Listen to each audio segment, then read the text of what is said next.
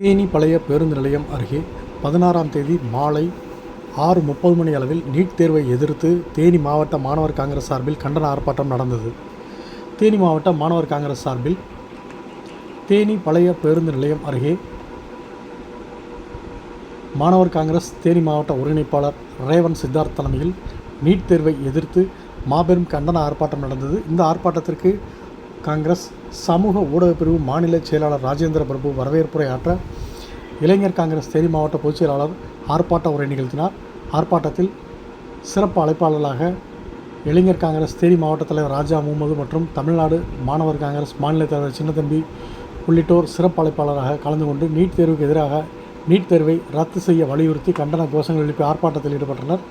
ஆர்ப்பாட்டத்தின் முன்னதாக நீட் தேர்வில் தமிழகத்தில் உயிரிழந்த 34 மாணவ மாணவியர்களுக்கு மௌன அஞ்சலியும் செலுத்தினர். இந்த ஆர்ப்பாட்டத்தில் முன்னாள் காங்கிரஸ் தேனி மாவட்ட பொருளாளர் அப்பு என்ற பாலசுப்ரமணியம், கம்பம் நகர் காங்கிரஸ் தலைவர் போஸ், SC/ST பிரிவு தேனி மாவட்ட தலைவர் இனியவன், மாநில சிறப்பு பேச்சாளர் சிவமணி, INTUC மண்டல பொதுச் செயலாளர் ஆதிமூலம், மண்டல தலைவர் மணிகண்டன், காங்கிரஸ் துணை அமைப்பு தலைவர்கள், INTUC மண்டல பொருளாளர் சிவராமன், மண்டல செயலாளர் முத்து இருளப்பன், பஞ்சாயத்து ராஜ் மாவட்ட தலைவர் சுதர்சன் மற்றும் இளைஞர் காங்கிரஸ் சார்பில்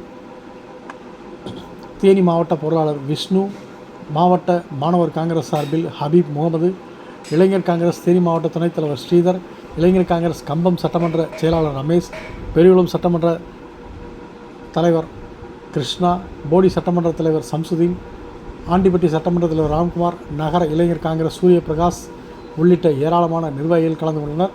ஆர்ப்பாட்டத்தின் நிறைவாக இளைஞர் காங்கிரஸ் தேனி மாவட்ட துணைத் தலைவர் கவிதரன் நன்றி கூறினார்.